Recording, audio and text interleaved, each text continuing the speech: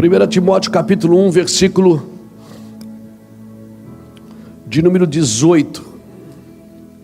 Eu já falei essa palavra aqui, mas eu queria usar esse texto para fundamentar um pouco do que nós vamos falar aqui. 1 Timóteo 1, 18 diz assim: esta é a instrução que eu te dou, meu filho Timóteo, que segundo as profecias que houve acerca de ti, por elas combatas o bom combate. Por elas combata o bom combate. Fazendo como? Conservando a fé e a boa consciência, a qual alguns, havendo rejeitado, vieram a naufragar na fé. Louvado seja o nome do Senhor. Obrigado, Jesus, pela tua palavra. Obrigado a você que está nos acompanhando pela internet. Obrigado a você que veio aqui, arriscou, botou uma máscara e veio aqui. Glória a Deus, que bom. Quem já está acostumando com a máscara, irmão? Não, né? Não acostuma não, já virou acessório? Já não. Já virou acessório, né? Antes a gente saía de casa, a mãe, quando a gente era menina, a mãe dizia assim: não esqueça os documentos. Não esquece os documentos, né? Agora não esquece a máscara, não é? Queridos, esse texto de Paulo discipulando Timóteo, talvez a carta de 2 Timóteo foi a última carta que Paulo escreveu, porque é na segunda carta de Timóteo que Paulo fala: combati o bom combate, acabei a carreira e guardei a fé. Então é bem provável que a última carta que Paulo escreveu foi 2 Timóteo, né? Talvez a penúltima foi Filipenses, mas Paulo, ele discipulava Timóteo por cartas. Timóteo era pastor da igreja em Éfeso, considerada uma das maiores igrejas da época, e Paulo discipulando Timóteo, chamando ele de filho, e Paulo preso, né? Não é um bom exemplo a se seguir, né? Um cara da cadeia discipulando alguém que pastoreava uma igreja. Mas quando você entende o propósito, você entende o que Deus está fazendo através daquilo. E Paulo, uma coisa que Paulo sempre falava para Timóteo, você vai ver várias vezes: combate pelas palavras, não despreza o dom que é em ti, prega o evangelho em tempo e fora de tempo. Ele está sempre batendo firme com Timóteo, para Timóteo permanecer naquilo que ele foi chamado para fazer. Irmãos, é muito provável que muitas pessoas pós-pandemia vão perder seus ministérios. Eu vou falar de novo porque isso é muito pesado. É muito provável que muitas pessoas pós-pandemia possam perder os seus ministérios. Por quê? Porque não permaneceram no tempo de crise, no tempo de caos. Não permaneceram batendo firme naquilo que Deus chamou para você. Nós temos facilidade de mudar de acordo com as circunstâncias, né? O vento sopra, a gente vira a vela para aquele lado, a gente segue o vento, né? A gente está apontando para esse lado de cá, a gente vai apontar. O que está dando mais resultado agora? É isso? Vamos fazer isso. E essa não é a palavra de Deus para nós. Principalmente você que se diz cristão, né? Eu só posso permanecer naquilo que eu acredito. Eu devo permanecer naquilo que eu acredito. Eu gosto de falar isso porque de vez em quando eu tenho que avaliar as minhas crenças, porque aquilo que não está como prioridade na minha vida é muito perigoso eu vacilar. Há um tempo atrás, eu falei isso hoje à tarde, há um tempo atrás eu fiz uma oração e disse: Senhor, embora toda a responsabilidade que eu já tenho, né, na administração, né, no ministério, viagens, pregações, gestão, né, porque querendo ou não a gente está na gestão.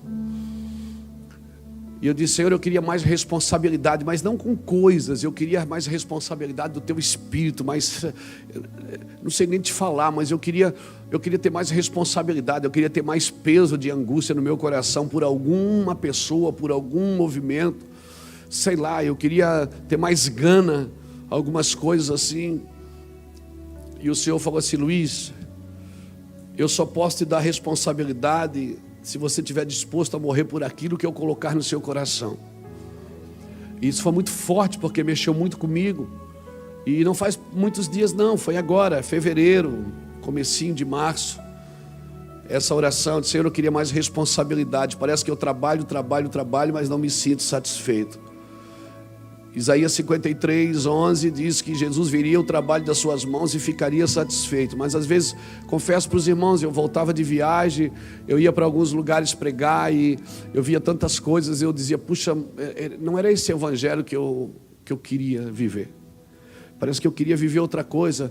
Eu ia para o monte orar, eu ia fazer, né, as campanhas de oração com a irmã Vanira, né, Lapa? Lembra? E a gente queria um evangelho diferente, parece que era uma coisa mais pura, mais simples, mais genuína. Não sei explicar para você com palavras. Não é que a gente está desviado, não é isso.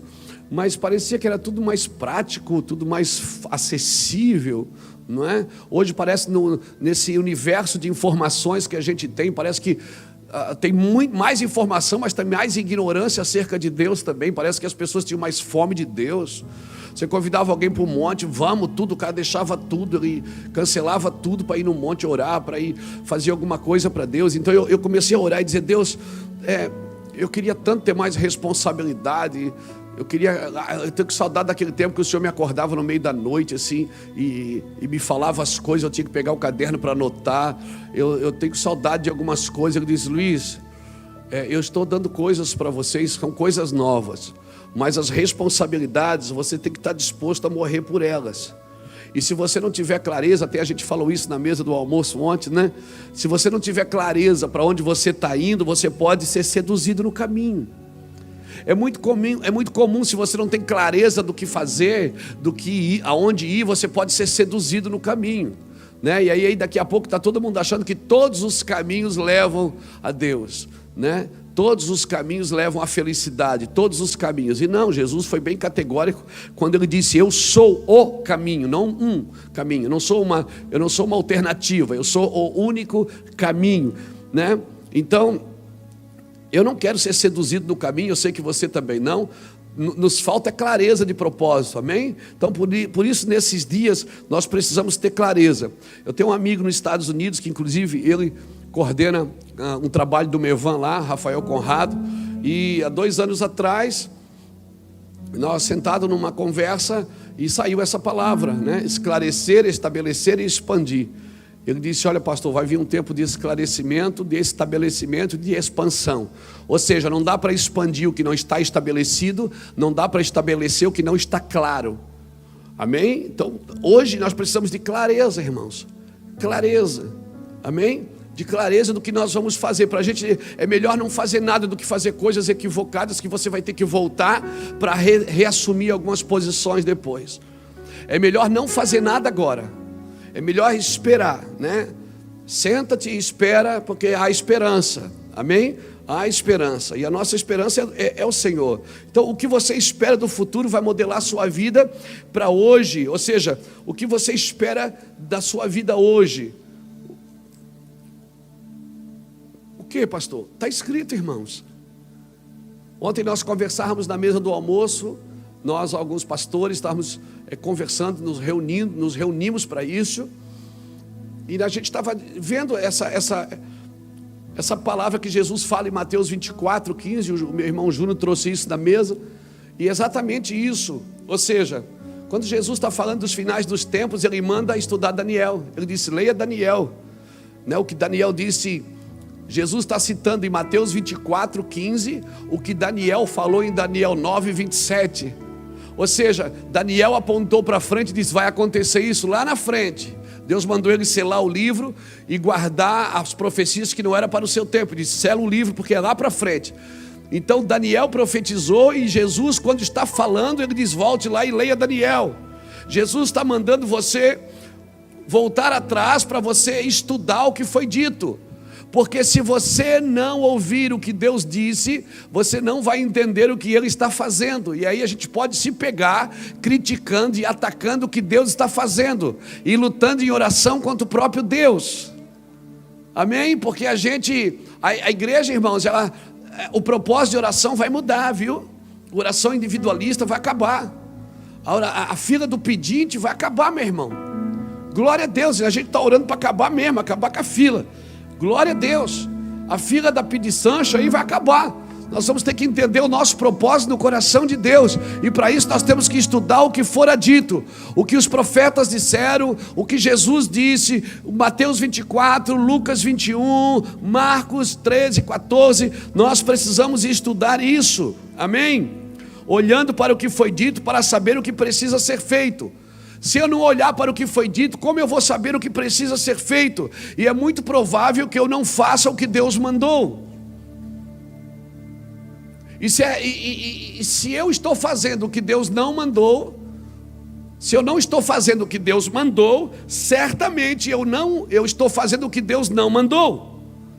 Se eu não faço o que Ele manda, certamente eu não faço o que Ele manda, eu estou fazendo o que Ele não mandou. Então eu estou equivocado. Amém? O profeta ele apontou para frente, e Jesus disse: estude ele.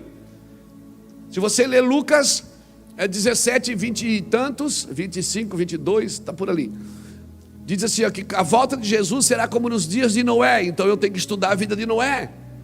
Será como nos dias de Ló. Então eu tenho que estudar a vida de Ló. Está tudo nas Escrituras. Deus está apontando as profecias do Evangelho. O que Jesus disse nos Evangelhos, Ele diz, olha, vai ser assim como nos dias de Noé, vai ser como nos dias de Ló. Então eu tenho que estudar a vida desses homens, porque eles são sinalizadores do que está por vir, amém? Você está me entendendo? Então é isso. Então, quando Paulo diz a Timóteo, batalha pelas palavras que você recebeu, ele está dizendo, você tem que ficar firme nelas. Primeiro, você não pode vacilar na fé e tem que manter limpa a sua consciência. Nós precisamos manter a consciência limpa, irmãos. Para se manter firme na fé, a consciência tem que estar limpa. Porque foi isso que Paulo falou para Timóteo. Ele disse, olha, eu quero te dar uma instrução, Timóteo. Batalha o bom combate, o bom combate pelas palavras que você recebeu, conservando a fé e a boa consciência. Mantenha a sua cabeça focada, mantenha o seu propósito focado. Não se deixe levar por circunstâncias. Hoje à tarde eu falei sobre isso, de Lucas capítulo 2, versículo 25 ao 35. Você já percebeu que nesses dias de pandemia, nessas lives, quem está acompanhando as lives ao meio-dia? Foi uma estratégia que Deus nos deu para poder discipular pessoas para esse momento. Você já percebeu que é só instrução? A gente não está ensinando você a ganhar nada, a pedir nada. A gente está ensinando você a se posicionar nesses dias. Você já viu que a vida do crente tem a ver mais com posição do que com qualquer outra coisa? Você já viu que a vida do cristão, uma vida bem sucedida, e quando eu falo uma vida bem sucedida, não estou querendo dizer uma vida só bem sucedida financeiramente, porque talvez a pessoa é tão pobre que ela só tem dinheiro. Cuidado que a gente precisa ter. Quando eu falo de vida bem sucedida, é vida com bom entendimento, é você entender o propósito de cada momento da sua vida, é você entender cada fase da sua vida. E a Bíblia vem me ensinando sobre as fases da vida, como me comportar em cada situação. Na realidade a Bíblia tem tudo. Então eu falei hoje à tarde sobre um homem, Lucas capítulo 2, 25 ao 35, eu não vou ler para a gente ganhar tempo. Lucas 2, 25 e 35, de um homem chamado Simeão, que tinha uma promessa, que ele não seria morto, que ele não sairia da terra, sem que ele visse o Salvador, o Messias, Jesus. Aquele homem, ele recebeu essa promessa, e a Bíblia diz que ele foi para onde? Ele foi para o templo. Ele foi para o templo. Peraí, se eu vou ver o menino, se eu vou ver o Salvador, eu vou para onde as crianças vão quando nascem. Eu vou lá, porque certamente eles vão ter que passar pelo templo para fazer as práticas religiosas. Eu vou lá, porque... E não deu outra. Simeão estava ali no templo, de repente Maria e José chegaram com o menino, ele fitou os olhos no menino e disse, é ele. E ele não só viu o Salvador, como ele pegou no colo. E ele não só pegou no colo, como ele profetizou. Ele disse, olha mãe, olha pai, esse menino vai ser para queda e elevação de muitos. Ele diz, tem gente que esse menino vai passar na vida dele e vai cair. Tem gente que esse menino vai passar e vai levantar. Isso é cristianismo, é confusão. Cristianismo é isso. Eu preciso ler isso para você. Lucas capítulo 2, tem que ler para a gente guardar bem. Lucas 2, lá no finalzinho de Lucas 2, no versículo 34, Simeão abençoou-os e disse: Maria, mãe do menino, disse a Maria, mãe do menino: esta criança é posta para a queda e elevação de muitos em Israel, para ser alvo de contradição, e para que se manifestem os pensamentos de muitos corações. Pegou? Quando esse menino passar, quando Jesus passar, ele ia revelar os corações, ia causar contradições, discussões, desavenças, desacordos. Tem acontecido isso ou não tem? Amém? Jesus foi claro, ele disse: eu vim para trazer espada. A espada divide a alma do espírito. Eu vim para trazer espada. Eu vim para vocês entenderem. Olha, é contradição, meu amigo. Uns vão se levantar, outros vão cair. Quando a espada passar, é isso que ele está dizendo. Simeão profetizou isso. Esse menino está nascendo para a queda e para a elevação de muitos. Uns vão cair, outros vão se levantar. Para uns vai ser ruim, para outros vai ser bom. E até hoje é assim, ou não é? Tem gente que o cristianismo faz bem. Tem gente que quer levar o cristianismo de qualquer jeito, fica pior do que se ele não soubesse nada. É ou não é? Tem gente que vai servir a Deus, leva Jesus de qualquer jeito. Era melhor que ele nunca tivesse entrado numa igreja, porque pelo menos talvez ele fosse salvo pela consciência. Mas agora não, agora ele aceitou Jesus, está na igreja e está fazendo tudo ao contrário do que o cristianismo ensina. Era melhor ele nunca ter aberto uma Bíblia, porque tem um tipo de ignorância que nos protege. É melhor não saber do que saber e não praticar, meu irmão. Amém? Então diga para quem está longe de você: você está perdido, meu filho. Não tem saída para você não, diz. Agora que você já sabe, diga para ele: agora ferrou. Meu filho, diga para ele: ferrou. Não tem saída não. Não vai dizer: não sabia. Não, você sabia. Agora não dá para dizer: não sabia. Lembra que Jesus falou das cidades? Lembra quando ele falou de Cafarnaum, de Zebulon? Ele disse: ai de ti, porque se em Nínive, lá em Sodoma, fossem feitos os milagres que foram feitos em ti. Você está me entendendo, querido? Pior do que não ter, é não ter e pensar que tem.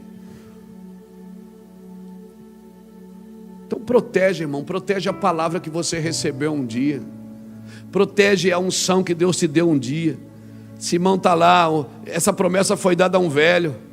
Tinha outra mulher lá também, a Bíblia diz que ela era avançada de idade, que tinha pelo menos uns 84 anos.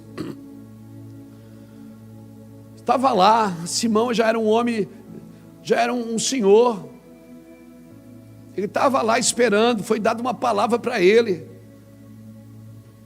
Você acha que ele foi pegando toda a criança no colo e foi orando para ver se era Jesus? Não, querido. A palavra veio para ele, tá? Quando ele olhou, desfitou os olhos, ele disse: é esse menino aqui, é esse menino. E ele pegou o menino no colo e disse: Senhor, agora você pode me levar, já se cumpriu essa palavra. Batalhe, querido, labute pela palavra que Deus te deu um dia. Amém? Labute, mudou as circunstâncias, está passando a idade, já estou velho. Que velho o quê, meu filho? A maioria dos homens da Bíblia Deus usou depois dos 40, depois dos 50. Só uns 3 ou 4 que foram usados de novinho. Os outros eram tudo mais velhos, tudo cabelo branco. E os que tinham cabelo, não é? Então fica tranquilo, tem nada parado, você vai viver eternamente, meu filho. Amém? É por isso que eu estou esperando em casa, pastor. Estou sentado no sofá, jogando videogame, esperando Jesus voltar. porque Jesus me prometeu a vitória. Não, mas Ele disse que é nessa vida e na outra. Você pode viver agora o que Deus tem para você agora. Você pode começar a desfrutar do cristianismo agora, um cristianismo sadio, que vai queimar o seu coração com a palavra eterna. Amém, querido? Glória a Deus. E não precisa fazer nada, você não precisa manipular, enganar, não precisa tomar fila, não precisa tomar o lugar, não precisa, é seu. Deus falou que é seu, está acabado. Amém? Jacó não precisava enganar o pai. Ah, mas foi a mãe que mandou. Era para ter repreendido a mãe. Mãe, você está mentindo. Ele não precisava enganar o pai para receber a porção do seu irmão, porque já era dele. Já era dele. Se você olhar na Bíblia, Gênesis 25, 22 e 23, havia uma promessa. Rebeca tinha 2 crianças no ventre, e claro que ela não sabia que tinha 2, ela sabia que tinha uma criança. Ela não tinha feito ultrassom, ela disse, mas as crianças começaram a bagunçar no ventre dela. Ela foi ao Senhor e disse, Senhor, o que é isso que acontece comigo? Aí o Senhor disse, no teu ventre tem 2 nações. Ela esperava uma criança e o Senhor disse que era uma nação. É assim, quando nós vivemos da promessa de Deus, as promessas de Deus são muito maiores do que pedimos e pensamos, segundo o seu poder que opera em nós. O que Deus promete é muito maior do que pedimos e do que pensamos. Amém? Amém? E tem gente dizendo, mas é juízo de Deus. Mas é juízo mesmo. E juízo vem para aprimorar a igreja, vem para aprimorar as nações, para atrair os povos. Amém? Já vamos falar de juízo. Sei que você está doido para falar de juízo. Descansa aí. Deus disse, Rebeca, no teu ventre tem 2 nações e o maior servirá ao menor. Já havia uma promessa sobre Jacó, que ele ia reinar sobre o maior serviria o menor. Amém? Por que o maior serviria o menor? Porque o maior era primogênito, e o primogênito tinha porção dobrada da riqueza. Na hora da partilha, o primogênito sempre tinha dobro, ele tinha porção dobrada. Na realidade era para Esaú ter servido o ministério de Jacó financeiramente, abençoado ele. Mas no encontro dos dois, depois da briga, lembra? Anos depois, quem é que deu presente para quem? Jacó que deu presente para Esaú, não foi Esaú que deu presente para Jacó. Porque quem despreza as promessas de Deus, quem despreza os princípios de Deus, será quebrado e desprezado por eles também. Amém, irmãos? Então acredite no que Deus tem te falado, querido. Davi não precisou matar Saul para pegar o lugar estava determinado no tempo certo, no dia certo. José não precisou se vingar dos seus irmãos para se manter no trono. Não, ele não precisou. Josué não precisou jubilar Moisés. Não precisou, disse, Moisés, você está velho, vai sair do ministério, agora eu vou assumir. Não precisou, sabe por quê? Porque no tempo certo as coisas concorrem para o bem daqueles que amam a Deus e andam segundo o seu propósito. Eliseu não precisou roubar a capa de Elias. De repente ele ficava ali, meu Deus, é aquela capa ali, a unção, a capa do mistério. Não, ela caiu nos pés dele. Ela caiu nos pés dele, porque aquilo que é de Deus vai cair nas suas mãos. Você não vai precisar lesar ninguém, você não vai precisar destruir ninguém, apagar ninguém, você não vai precisar apagar a lâmpada de ninguém para acender a sua. Amém? Você é como uma vela acesa, vai se desgastando e vai iluminando, e pode iluminar toda ela, que não apaga a sua. Amém? Você é como uma vela acesa, à medida que vai se desgastando, mas continua iluminando. Amém? E o dia que a luz apagar, certamente vai acender outra, naquela luz que você ainda tem ali, e aí apagou, pronto. Amém? Você pode acender quantas velas você quiser com a sua luz, não vai apagar a sua. Você pode manter os outros acesos, você não precisa pisar em ninguém para ser o que Deus te chamou para ser. Você vai ser, amém, irmãos? No meio do caos. Ei, mas essa pandemia está me atrasando. Não atrasa não, meu filho. Essa pandemia está te ajustando para entrar no lugar certo em Deus, com o coração sadio, com uma consciência limpa e com uma fé genuína, a capa vai cair no seu pé. A capa vai cair no seu pé. O que uma geração está construindo vai deixar assim no seu colo, vai cair no seu colo. Eu acredito nisso, você não precisa fazer nada, você só precisa acreditar. No tempo de Deus, a Bíblia diz que Deus faz tudo perfeito ao seu tempo. Deus faz tudo perfeito ao seu tempo. No tempo de Deus, você não pesca, é o peixe que pula dentro da rede. No tempo de Deus, o jardim já está pronto. Quando você abre os olhos, o jardim está lá. No tempo de Deus, meu filho, fica tranquilo. Aquilo que te envergonhou a vida inteira, Deus pega você assim, esfrega na cara de Satanás e diz: agora é o meu tempo, sai da frente que agora é o meu tempo. Você vai ver, no tempo de Deus há uma rapidez, há uma glória. Sim, no tempo de Deus é diferente. Sim, aleluia. Pastor, mas está muito difícil. Eu estava lendo uma reflexão que um amigo mandou para mim, muito, muito tremendo. Eu quero ler para você aqui, você que está em casa, na internet, achando que, meu Deus, e agora, e agora, e agora? Nós estamos em 2020. Esse amigo mandou essa reflexão para mim, eu achei o máximo, cara. Para quem está assustado com o que está acontecendo hoje, imagine que você nasceu em 1900. Amém? Você nasceu em 1900. Esquece que você nasceu em 1980 e alguma coisa, 70. Eu nasci em 67, tenho 53. Esquece que você nasceu. Vamos botar aí, você nasceu em 1900. Aí no seu 14º aniversário, estoura a Primeira Guerra Mundial. E ela só termina quando você tem 18 anos. E nessa Primeira Guerra Mundial, 22 milhões de pessoas morrem em 4 anos. E aí, no final dessa guerra, uma epidemia, uma pandemia, né? Explode no mundo. A gripe espanhola. E ela dura dos seus 18 aos 20 anos. E morre 50 milhões de pessoas. E você só tem 20 anos. E você já presenciou tudo isso. Aí no seu 29º aniversário, explode uma grande depressão no mundo, começa o desemprego, atinge 25%, o PIB mundial cai em 27%. E isso vai até os seus 33 anos, são 4 anos. E o país, o mundo entra em colapso de economia mundial.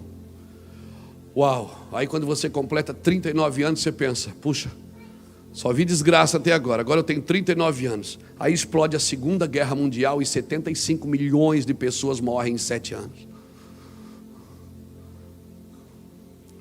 Dos 39 aos 45 anos.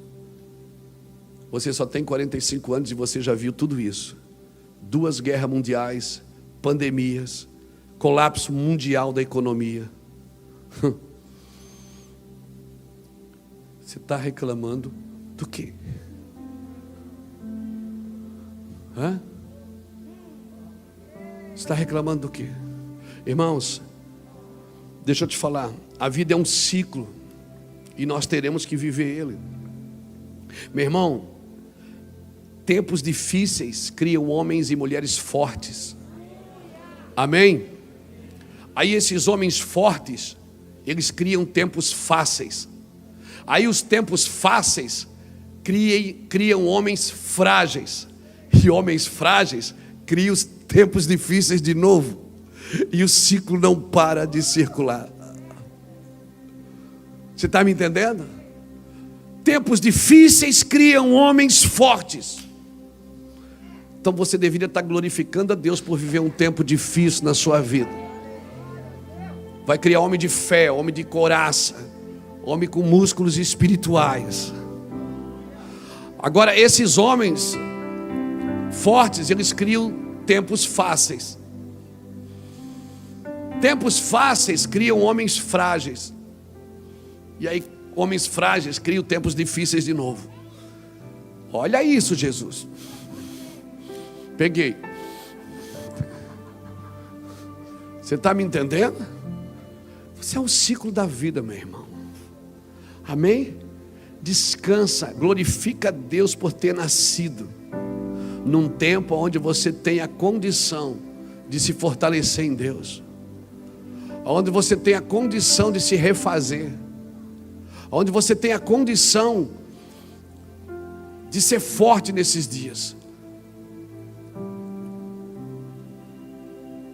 de falar coisas que talvez nunca ninguém falou, de viver momentos que você talvez nunca viveria em outra situação. A vida é um ciclo que todos teremos que passar os nossos próprios tempos difíceis, e que nós possamos olhar para esse tempo difícil e construir um futuro, né? Uma frase que tem rodado no mundo: o novo. Vai acontecer tudo novo agora. Para mim é Deus fazendo tudo novo de novo. Estude a história, irmãos. Estude a Bíblia. Então eu quero deixar esse conselho para você hoje. Nós vamos cear, e Jesus deixou claro.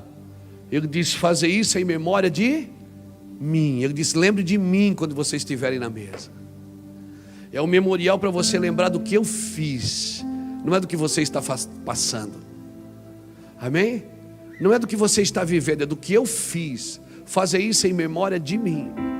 Traga à sua memória aquilo que te dá esperança. Então, o meu conselho para você hoje, querido, é: combata o bom combate. Combata pelas palavras que você recebeu um dia. Eu tenho o hábito de anotar tudo. Tem profecias que eu recebia, e eu recebo 10 profecias por semana. Profecias que Deus fala em sonho, que Deus fala pela palavra para mim, e pessoas que trazem. Eu anoto tudo, mesmo que na hora não faça sentido. Eu anoto, depois eu vou estudar. Deus não me dá a condição de julgar o profeta, mas a profecia eu tenho que julgar. Ela tem que estar de acordo. Ela não é: não, porque Deus falou agora, pastor. Não, eu não só me movo se ela estiver de acordo. Eu tenho que julgar as profecias. Então eu anoto tudo. Anoto. Eu tenho aqui no meu iPad aqui, profecias e visões. Está aqui uma pasta. Só coisas de 1998, 97. Coisa que eu recebi da irmã Vanira lá atrás, quando a gente cantava. Quando eu cheguei aqui, meu Senhor já estava. Quando a gente cantava, viu, Luiz Hermínio, segurou o anjo. Eu segurava o anjo todo dia, irmão. Nós íamos 50 pessoas para o monte, todo mundo segurava o anjo. E quando acabava de segurar o anjo e não deixou subir, e o anjo lhe perguntou. Quando chegava na 38ª pessoa, já estava amanhecendo. E era uma luta. Aí um dia a irmã viu um anjo e saiu correndo e viu o anjo, saiu correndo atrás do anjo e sumiu. Ela sumiu. E todo mundo, para uma oração, fomos atrás da irmã que correu atrás do anjo. Chegamos lá, fomos ver assim, escuro, a lanterninha, não tinha celular, era a lanterninha. Cadê a irmã? Ai! Aquela voz vinha lá do mato. Ai! Chegava assim: meu Deus, a coisa bateu nela. Não era anjo, era capeta. E aí chegamos lá, ela estava toda enrolada no arame farpado de uma cerca. Meu irmão, nós levamos, olha, uns 40 minutos para tirar. Ela embaçou o braço assim. Eu digo: meu Deus, que anjo maligno é ele? Quando alguém diz: tem um anjo ali, eu disse: sai daqui, anjo. Vai lá. Não vou atrás de você, não. Estou brincando, mas foi sério isso, irmão. A gente se assustou aquele dia, porque a gente era novo na fé, 2 meses de fé, não é? 3 meses, a gente queria Jesus, né? Queria Jesus. A gente ia lá, orava, o graveto acendia, a gente trazia o graveto para casa. Quem já trouxe graveto para casa? Todo mundo aqui trouxe graveto para casa. E quem não trouxe não sabe o que perdeu. Não sabe o que perdeu. Você está me entendendo? Mas a gente estava lá na inocência. Por quê? Novo convertido, inocente. Irmão, Deus não leva em conta esse tempo. Se uma criança, você está trocando a fraldinha dela, e ela faz xixi em você, você dá risada, até faz um bumerangue no celular, faz um bumerangue no celular, faz um selfie. Essa criança faz xixi em você, não é? Ai, que bonitinho, eu fiz xixi. Mas se é um filho adulto que baixa as calças e faz xixi em você, você sente a mão na orelha. Por quê? Porque aquilo já não é mais engraçado. Aquilo agora é falta de respeito. É o que Deus espera de nós. Por isso que Deus não leva em conta algumas coisas. Às vezes você vê uma pessoa adorando, vê uma pessoa... Deus não leva em conta, irmão. Mas quando amadurece, essa palavra vem para dentro de você. Tem coisas que Deus não permite mais. Tem coisas que Deus permitia na nossa infantilidade, na nossa meninice, e permitia mesmo. Por quê? Porque faz parte. A gente é menino, e aquilo que não for um menino não consegue chegar em Deus. Ele quer entender Deus na razão, não vai entender. Mas quando você cresce, tem coisas que Deus não permite mais você fazer. Tem conversas que você não pode mais ter com Deus. Aquelas conversas tolas. Deus me confirma. Ô, irmão, isso é uma conversa tola com Deus. Para que Deus vai confirmar? Se Ele tem que confirmar, porque você não entendeu ainda. E se você não entendeu, não é sem entendimento que você está, é sem comunhão. O segredo do Senhor é para aqueles que o temem, diz a Bíblia. Salmo 25, o verso 14 está na Bíblia. A este lhe ensinará o caminho que deve escolher, sua alma repousará na prosperidade, a sua descendência herdará a terra. O segredo do Senhor é para aqueles que o temem, a este eles lhe fará saber a sua aliança. Tem conversa que a gente não tem que ter mais com Deus. Eu tenho uma promessa, você tem uma promessa, nós temos que labutar sobre essa promessa. Amém? O que nós precisamos entender é a pedagogia de Deus. Irmãos, escrevi uma coisa aqui para te falar. Se você estiver firmado no Senhor, porque às vezes a gente acha que amadureceu e não amadureceu. Eu vou te falar uma coisa, eu apanhei tanto nessa pandemia, porque eu fiquei sozinho comigo. Eu não me suporto. Eu cheguei à conclusão que eu não me suporto. Porque eu tive que ficar comigo. Eu tive que passar mais tempo comigo. O problema não foi passar tempo com a família, não. Graças a Deus está indo bem. O problema foi passar tempo comigo. Ter que me suportar. Ter que lidar com defeitos que eu achei que eu já tinha vencido. Irmãos, e uma coisa é séria, se só estivermos firmados nas nossas qualidades, nós não conseguiremos conviver com o defeito dos outros. Se eu firmar minha fé nas minhas qualidades, eu não consigo conviver com o defeito de ninguém. A pessoa começa a praticar defeito perto de mim, eu me afasto dela porque eu não gosto dela. Não é que eu não gosto dela, é que eu sou muito bom. E aí eu firmo a minha fé nas minhas qualidades. E quando eu me relaciono com uma pessoa por minha necessidade, eu não estou servindo.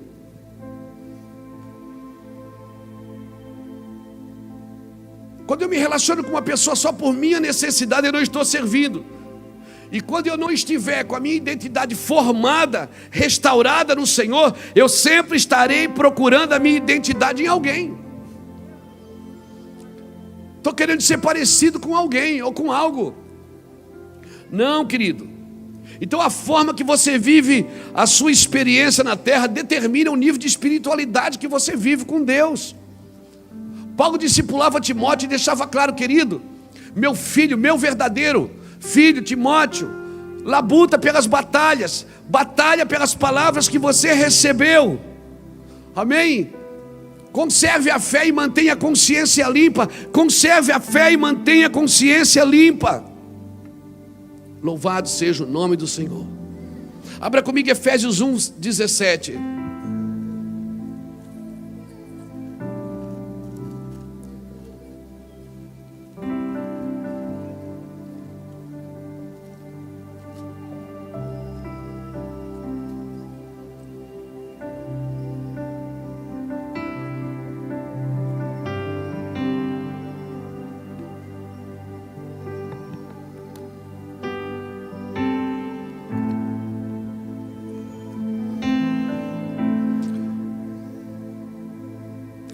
Vamos ler o 15 para entender o 17. Pelo que ouvindo eu também falar da fé que entre vós há no Senhor Jesus e do vosso amor para com todos os santos, não cesso de dar graças a Deus por vós, lembrando-me de vós nas minhas orações, para que o Deus do nosso Senhor Jesus Cristo, o Pai da glória, vos dê em seu conhecimento o espírito de sabedoria e de revelação. Oro também para que sejais iluminados os olhos do vosso entendimento, para que saibais qual seja a esperança da vossa vocação e quais as riquezas da glória em sua herança nos santos. Para quem que ele está escrevendo isso? Ele está escrevendo isso para a igreja de Éfeso. Ele está escrevendo isso para a igreja em Éfeso. E o que é que ele diz para essa igreja? Ele está dizendo o que para ela? Preste atenção. Ele está dizendo assim, ó, eu ouvi falar da fé que há entre vocês e do amor que vocês têm um pelo outro. Eu ouvi da fé que há entre vocês e do amor que vocês têm um pelo outro. Agora vai lá em Apocalipse capítulo 2.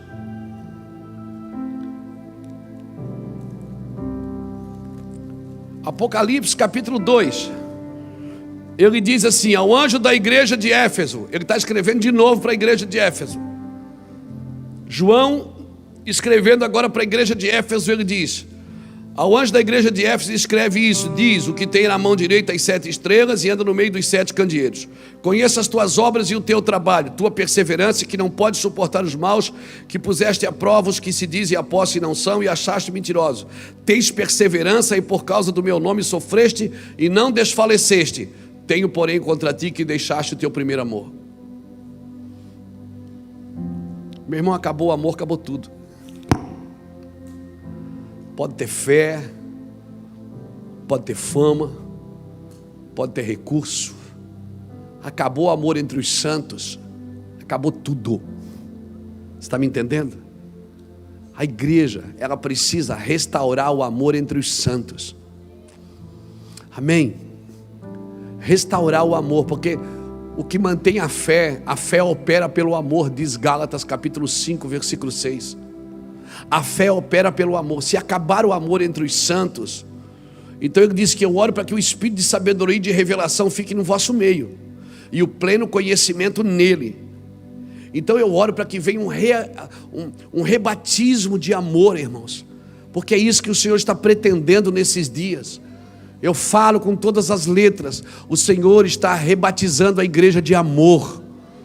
Amém? A igreja precisa melhorar o seu foco de amor, melhorar a sua lente, ela precisa rever os seus conceitos, reescrever as suas prioridades, e ela precisa resgatar o seu testemunho. O testemunho da igreja é o amor que ela tem por Jesus, por Deus, pelo Espírito Santo, pelos santos. Acabou o amor, acabou tudo, é o amor entre os santos. Então nós precisamos provocar esse lugar de amor. Amém, querido? E é difícil reconhecer. Irmão, nós reconhecemos que Jesus está no barco quando? Quando ele entra? Não, é quando vem a tempestade. Quando vem a tempestade, é que você reconhece que Jesus está no barco. Porque até que vem a tempestade, Jesus está no barco e você não busca ele. Mas quando vem a tempestade, eles buscaram Jesus na hora da tempestade, foram lá e dizer, mestre, não te importa que perecemos? Não te importa que a gente vai afundar aqui? Jesus já estava ali, mas ele só é considerado quando vem um problema, quando vem uma dificuldade, quando vem uma tempestade. Então, querido, a tempestade revela o quanto Jesus está com você.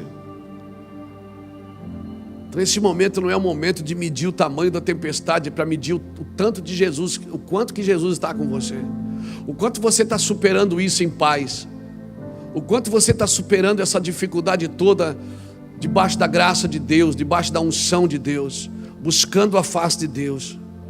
Amém? É tempo de juízo de Deus? É tempo de juízo de Deus. Pode crer. É, pastor? É. E agora? E meu irmão, primeiro eu preciso analisar juízo. é tempo de juízo de Deus, mas não é na nossa perspectiva, mas o juízo de Deus é um ato de preservação.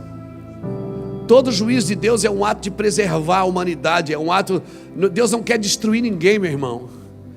Deus não quer destruir ninguém. Como que não, pastor? Deus quer destruir se não quer, não. Deus não quer. Abra sua Bíblia comigo. Vamos lá, Isaías 24.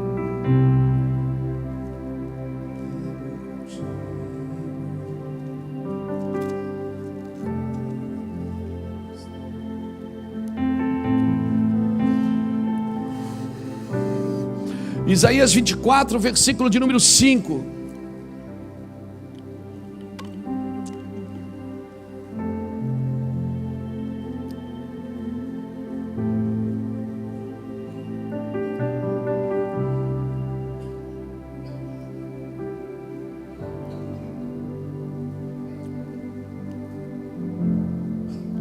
Isaías 24, versículo 5 diz assim: a terra está contaminada. Por causa de quem? Por causa dos seus moradores. O que é que eles fizeram que contaminou a terra? Desobedeceram a lei, mudaram os estatutos e quebraram a aliança eterna. Desobedecem as leis, mudam as leis, mudaram estatutos. Ou seja, já que eu estou desobedecendo tanto, eu tenho que criar uma lei para dar legalidade à minha desobediência.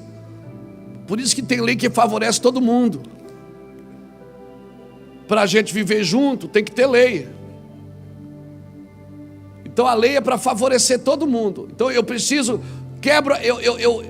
eu desobedeço a lei, então eu mudo o estatuto. Mudo o estatuto para quê? Para mim poder, para aquilo ficar favorável à minha desobediência. Então eu crio uma lei que ampara a minha desobediência. Então eu desobedeço a lei, crio um estatuto para amparar essa desobediência. E eu fazendo isso, eu faço o quê? Eu quebro a aliança eterna. E eu ainda digo, eu estou obedecendo a lei, mas aquela lei é injusta. Aquela lei é injusta.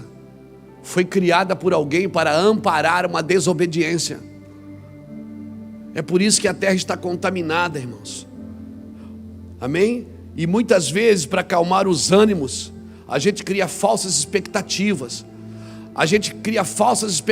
Por isso que é muito mais fácil chegar na igreja e dizer assim: ó, Deus vai te dar a tua vitória. Quem vem buscar a sua vitória? É muito mais fácil falar assim do que trazer as pessoas para um comprometimento. Quem veio buscar a sua bênção? E fazendo isso, até hoje a gente pensa que igreja é lugar de buscar alguma coisa. A gente não entendeu o princípio do culto. A gente não entendeu o princípio do culto. A gente não entendeu que o culto é dele, que a oração é para adorá-lo, que o louvor é para adorá-lo. Os ministros não estão aqui cantando para você, eles estão cantando para o Senhor, e nós deveríamos cantar todos juntos para Deus. Então como que eu posso abençoar uma vida que Deus quer que você perca? Como eu posso chegar aqui e dizer Deus vai te abençoar, quando Deus diz não, eu não vou, eu quero matar ele? Eu quero que o grão de trigo caia na terra e morra para que ele produza muitos frutos, Luiz. Então pandemias como essa contribuem para o ajuste do evangelho, para o ajuste da adoração, para o ajuste da comunhão. Nós precisamos entender isso, porque o momento agora não tem a ver com vinho. Deus vai derramar um vinho novo? Não vai. Antes que o odre seja restaurado, Deus não vai derramar um vinho novo, porque vinho novo se coloca em odres novos. Deus está restaurando os odres primeiro, para suportar o avivamento que virá sobre as nações.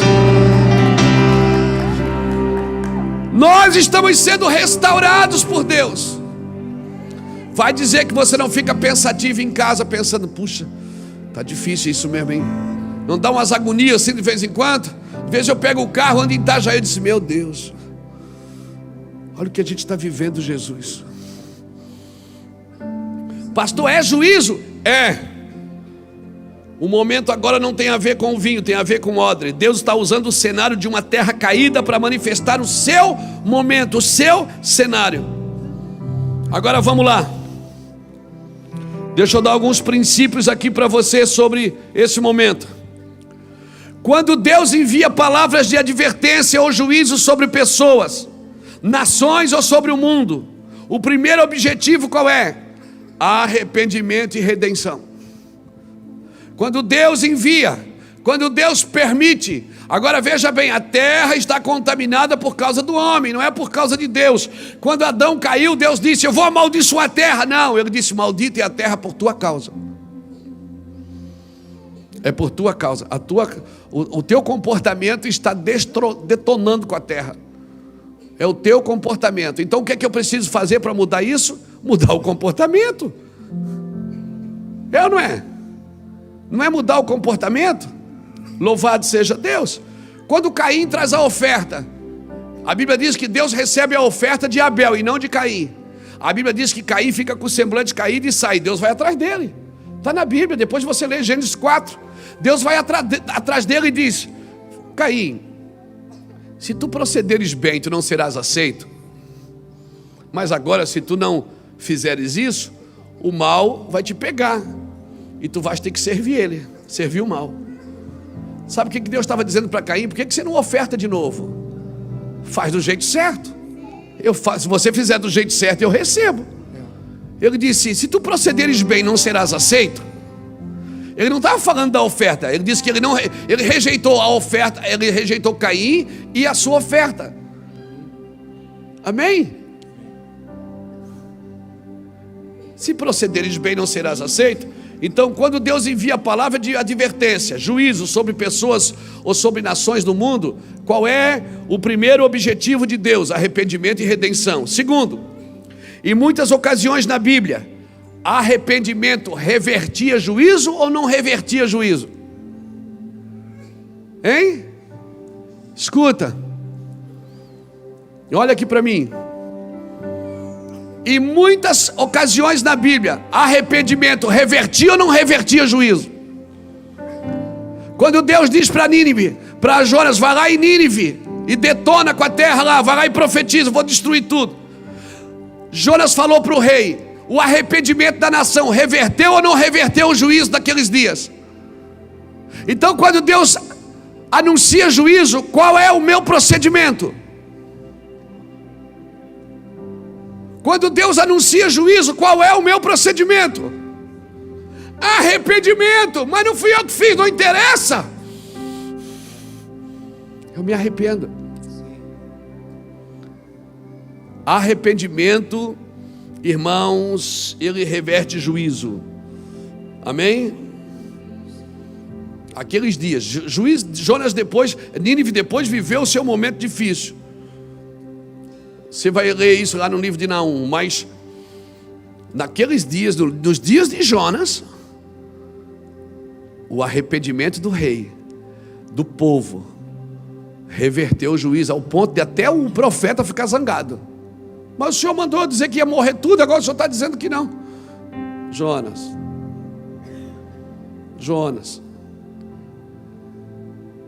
se esse ramo de aboboreira que não te custou nada, agora tu imagina essas pessoas, fui eu que criei. Você já está zangado por um ramo que murchou. Você imagina eu com essas pessoas que eu criei, estabeleci amor sobre elas. Terceiro, há um momento, agora presta atenção nisso, há um momento em que as pessoas ou a nação em questão pode passar do ponto. E aí o juízo se torna irreversível. É, pastor? É. E aí tem que clamar misericórdia mesmo.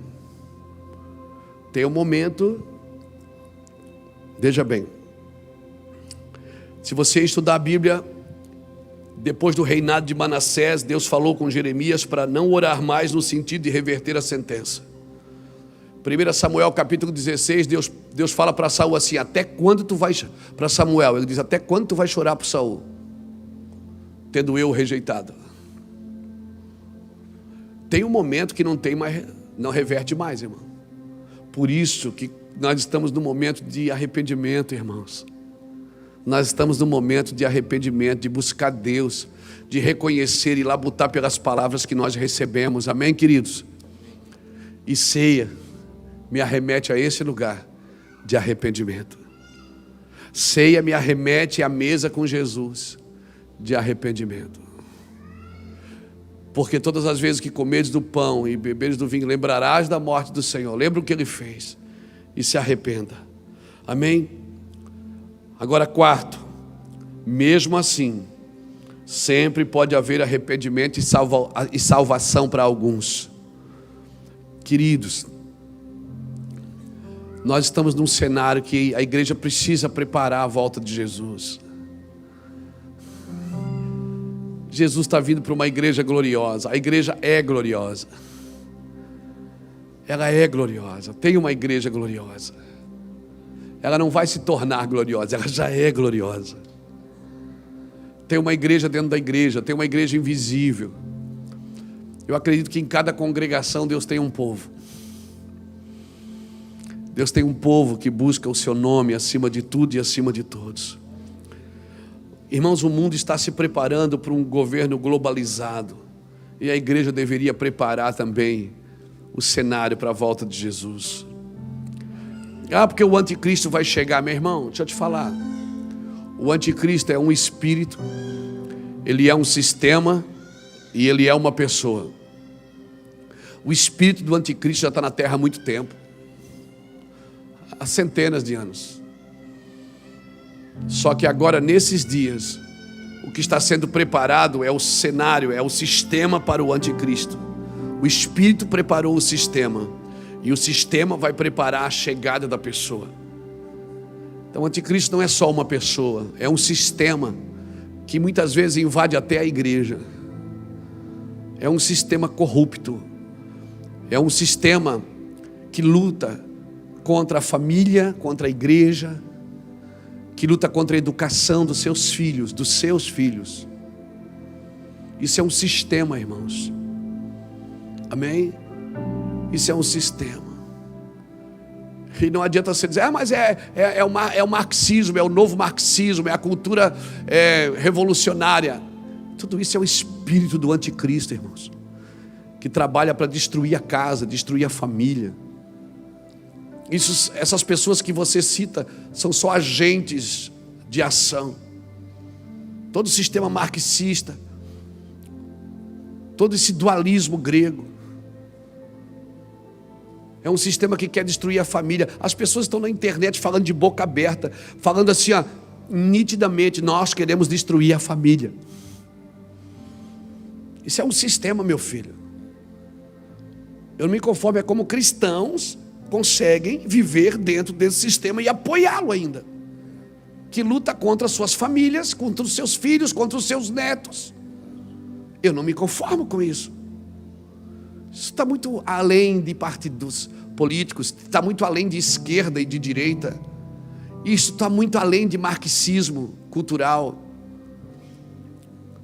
Isso é a cultura do anticristo preparando um sistema para que a pessoa governe. E o trabalho da igreja é trabalhar contra essa cultura.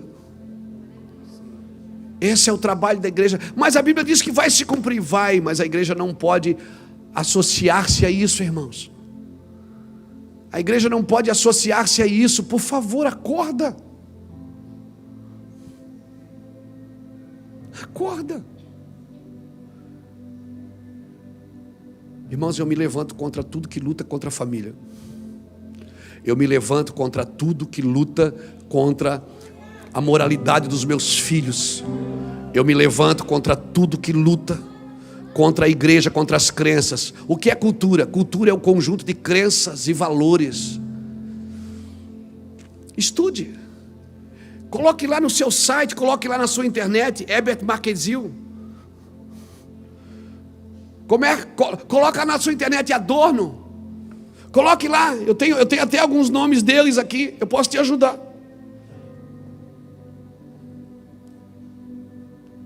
Coloque lá Horkheimer, Félix Adorno. Estude esses filósofos de 1917, 1920, que se reuniam para desestruturar a família e trabalhavam para criar uma cultura revolucionária contra uma cultura conservadora. Eu sou conservador, viu, Satanás? Eu sou conservador. Eu acredito na família, acredito na educação e acredito na moral. Acredito na igreja. Acredito que Jesus vai arrebatar a igreja e tudo que se levanta contra, para destruir a família, para destruir o lar, para destruir os filhos, para sensualizar as nossas crianças. Estude esses homens. Entre lá nos sites, estude. Não, eu estudo a Bíblia. Não, estude, vai ser bom para você. Quem sabe você muda a sua cabeça. Nosso trabalho, irmãos, é pela moral. Aí eu falei alguma coisa esses dias, alguém botou na internet: pastor, você tem que pregar a Bíblia. Eu estou pregando a Bíblia, sou ignorante. Estou pregando em favor da família.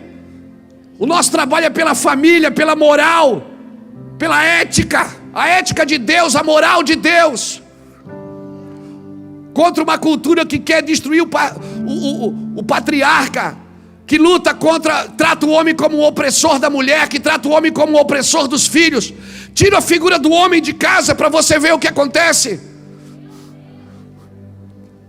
Tira o homem de casa, as crianças que nasceram elas vão perder a cultura de ver Deus como pai. Você não está enxergando que isso é espiritual, não tem nada a ver com partidos políticos, ou com direita ou com esquerda. Eu não tenho partidos, irmãos, o meu partido é a Bíblia, mas as coisas que Deus me revela, as coisas que eu estudo, eu preciso ensinar. As nossas universidades viraram sinagogas de Satanás. Cadê os homens que vão entrar lá para dentro? Cadê as mulheres que vão entrar lá para dentro?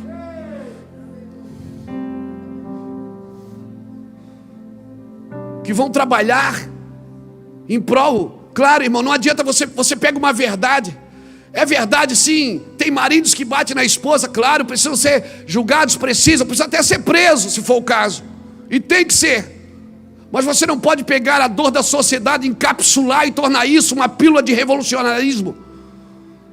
Você não pode tornar isso uma pílula de revolução. Tem dores sociais, tem dores sociais. Como é que você vence dores sociais com ética, com moral?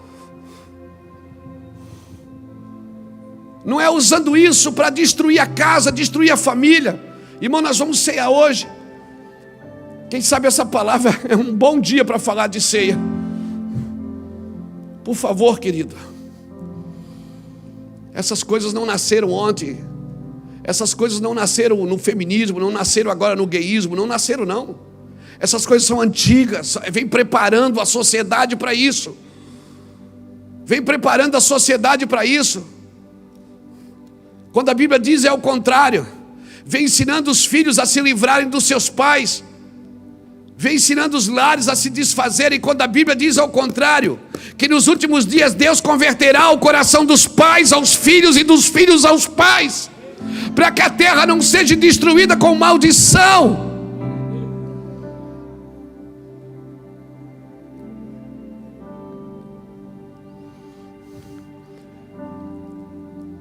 Eu quero cear com você, mas por favor, evangelho, irmãos.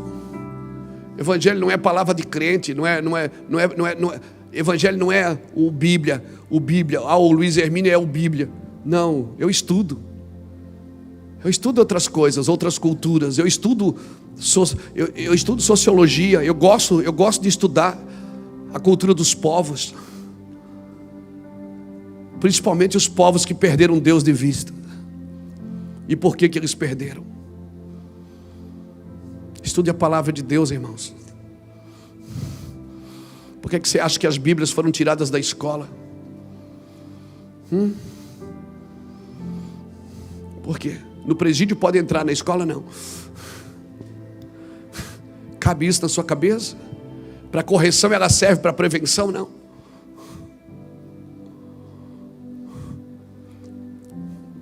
Vocês que têm menos de 30 anos, menos de 40, vocês que cursam faculdades, vocês que vão ser os próximos advogados, doutores, juízes dessa nação, por favor, busquem o Espírito de Deus e peça sabedoria a Deus. E diga: Deus, me usa nessas escolas, Senhor. Me usa nesse lugar, Senhor.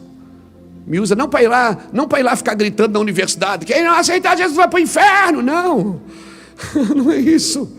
Não é desse tipo de pregação que esses lugares precisam. Precisa de gente inteligente, que lê, que estuda, que se prepara, que afia suas espadas. Precisa de um José no Egito. Homens de revelação, mulheres de revelação. Amém, gente? Estou turbinado hoje, Não, verdade, hoje eu estou turbinado, que eu resolvi me levantar contra esse espírito. E eu sei que ele, meu irmão, de vez em quando ele me pega, ele me dá cada bordoada, mas eu levanto e vou para cima de novo. Eu sei que Deus me levantou, e levantou não só eu, a nossa equipe, para esses dias, para lutar contra isso. Veja bem, irmãos, quando eu falo de feminismo, não estou falando das irmãs não, viu? As mulheres têm o tanto direito como os homens, porque macho e fêmea os criou. A mulher, ela cria a fibra emocional do filho, e o pai a fibra moral. A mulher é tão importante quanto o homem.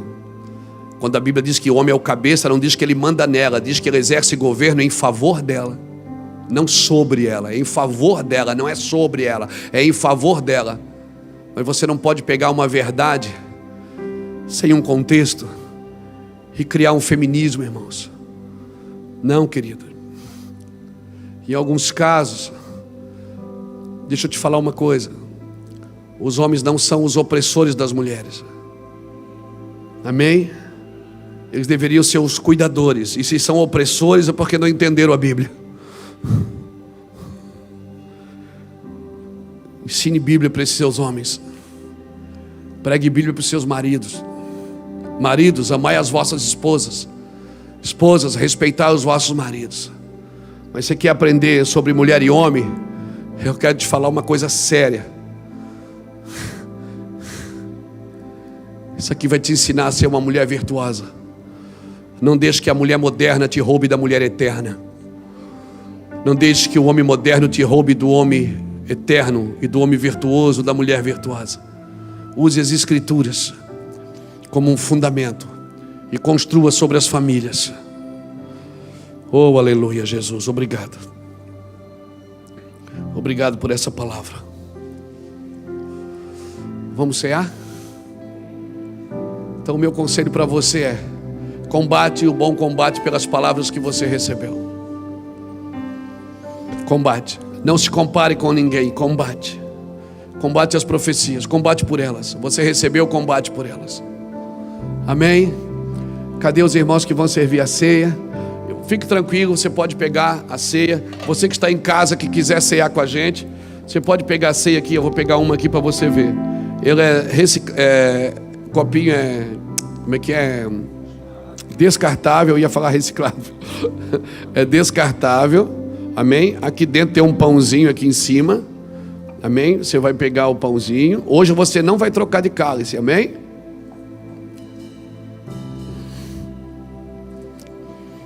Vamos esperar que todos peguem.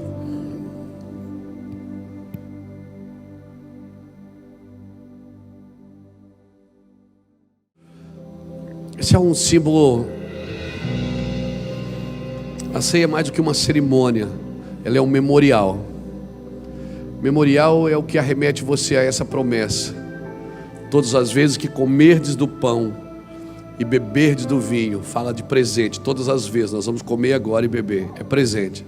Lembrarás da morte do Senhor, é passado, até que Ele venha, futuro. Então você está num memorial que bota você lá atrás e arremete você lá na frente. Então o que nós estamos fazendo aqui hoje, isso é um memorial. E tem algumas coisas na Bíblia que elas são irrevogáveis, são memoriais. você não pode quebrar. Jesus deixou claro, ele disse: olha, fazer isto em memória de mim, sempre que comerdes do pão e beberdes do vinho. A gente aqui faz a ceia uma vez por mês, mas ela pode ser feita todo dia, ela pode ser feita toda semana, né? O judeu, ele pratica uma vez por ano, na Páscoa. Mas a gente é brasileiro, né? Então nós vamos seguir a nossa cultura cristã. Nós vamos comer e beber em família. Agora a Bíblia diz que é muito importante, quando você não entende isso aqui, ele diz: por isso que há entre vós fracos, doentes e muitos que dormem, porque vocês não discernem o corpo de Cristo. O que é discernir o corpo de Cristo? É entender o corpo de Cristo. Ele diz: por isso que há entre vós fracos, doentes e muitos que dormem, porque vocês não estão entendendo o que vocês estão fazendo. Corpo de Cristo, irmãos, é o todo, é o coletivo. E a Bíblia é clara quando ela fala de corpo. Ela diz que se um membro do corpo padece, todo o corpo padece. E quando a Bíblia diz assim, aquele que come e bebe indignamente, come e bebe para a sua condenação, não está falando de uma pessoa indigna em nosso meio. Porque se você é indigno e não come, eu que como, por quê? Porque sou digno? Então talvez eu seja mais pecador do que você, eu seja mais pecador do que você. A forma indigna de fazer, ali, essa palavra não está no pronome pessoal. Ele está falando de uma forma indigna coletiva de fazer, sem entender o que é a igreja. Ou seja, eu como com meu irmão e eu não entendo que eu tenho que amá-lo. Eu sento aqui com meu irmão, parto o pão com ele e eu não entendo que eu tenho que servi-lo. Eu sento com meu irmão, eu como com ele aqui, troco o cálice, brinco. Hoje ninguém vai trocar o cálice, tá bom? Mas eu não entendo o que é ser corpo, o que é ser igreja. Por isso que há entre nós fracos, doentes e muitos que dormem. Lembra ali da igreja de Éfeso? Tenho, porém, contra ti o teu amor. Ela parou de trabalhar sem amor? Não, ela continuou trabalhando. Ela parou de ter fé sem amor? Não, ela continuou tendo fé. Ela continuou fazendo tudo o que uma igreja faz, mas ela não tinha mais o amor. O Senhor disse: eu tenho, porém, contra ti que deixaste o teu amor. Volta e te arrepende. Ele disse: senão eu virei e tirarei o candeeiro do meio de ti. Está ali em Apocalipse, a gente não leu. E a Bíblia diz que o candeeiro é a igreja. Sabe o que é que Jesus está dizendo? Que se vocês não se amarem, não aprenderem a se amarem, eu vou vir, vou tirar a minha igreja do meio de vocês. Vocês vão ficar só com a denominação de vocês, mas a minha igreja não é mais isso. E em quantos lugares, irmãos, não fala não, mas em quantos lugares que já não tem mais a igreja de Jesus, é só um ajuntamento denominacional, porque não tem mais amor. Então não vamos fazer indignamente. Amém? A Bíblia diz que Jesus, na noite que foi traído, ele pegou o pão e partiu, e tendo dado graças, ele disse: comei, porque esse é o meu corpo. Comei. Pai, em nome de Jesus, nós queremos glorificar o Senhor. Participamos todos do pão, Senhor, em agradecimento ao Senhor por ter morrido. Quem come a Bíblia diz que quem come da tua carne vive eternamente, porque a tua carne é verdadeiramente comida e o teu sangue é verdadeiramente bebida. Meu Deus, o Senhor falou isso, todo mundo não entendeu. Eles não entenderam, Senhor. Era difícil de entender mesmo. Meu Deus, mas o Senhor estava se referindo à cruz. Imagina Jesus chegar e dizer: a minha carne é verdadeiramente comida. Comam da minha carne. Meu irmão estava chamando todo mundo de canibal. Esse cara tem demônio, ele está endemoniado. Por isso porque era difícil de entender. Participamos todos da carne, do pão, em nome de Jesus.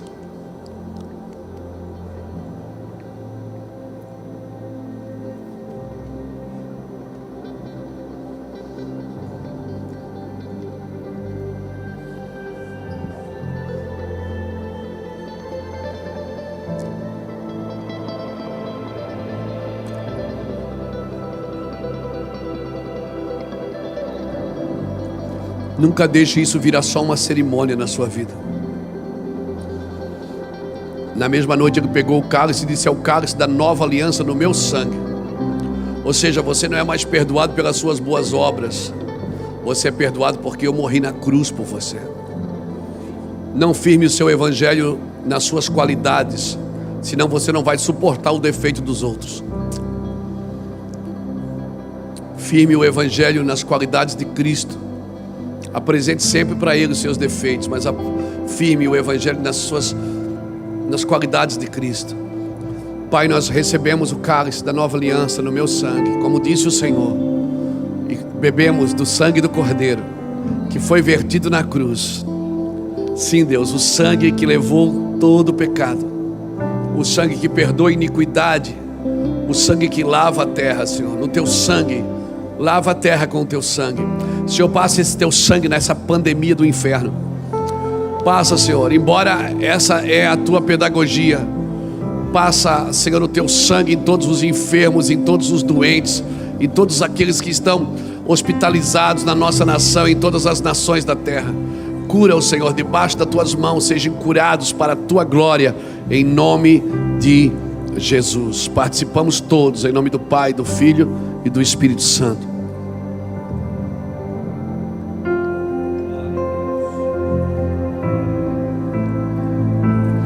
Coloca um copinho aí na cadeira. Coloca aí, depois a gente recolhe. Levanta as mãos bem alto assim. Dá um glória a Deus de crente, irmão.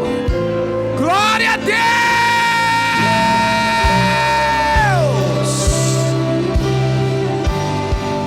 Aleluia! Aleluia! Deus conosco está.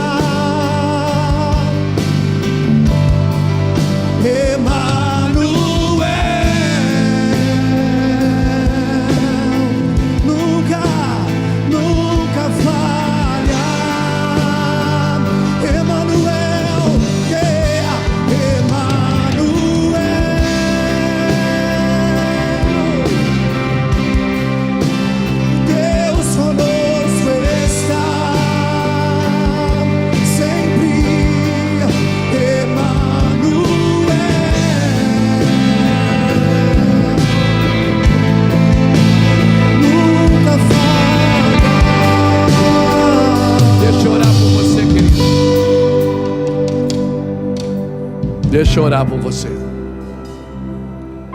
Receba essa oração, receba essa palavra. Pai, em nome de Jesus, nós oramos por cada pessoa que aqui está. Oramos por cada família aqui representada. Oramos por cada homem, por cada mulher, por cada jovem, por cada criança, por cada ancião, Deus. E declaramos a bênção do Senhor sobre cada um. Declaramos, Senhor, torna-os imune a esse vírus. Torna-os, Senhor, imune a esse vírus. Nós declaramos, Pai. Torna-os invisível aos olhos do inimigo, aos olhos desse vírus. Torna-os invisível, Deus. Assim será, Pai, em nome do Senhor Jesus. Como diz a Tua palavra, os irmãos que estão nos ouvindo em casa, toca-os com fogo. Senhor, que não falte o pão da mesa, que não falte o emprego, que não falte o dinheiro, que não falte o recurso, que acima de tudo não falte o amor, e que Teu nome seja glorificado. Amém, queridos. Que o Senhor te abençoe e te guarde. Que o Senhor faça resplandecer seu rosto sobre ti e tenha misericórdia de ti. Que o Senhor sobre ti levante seu rosto e dê a paz.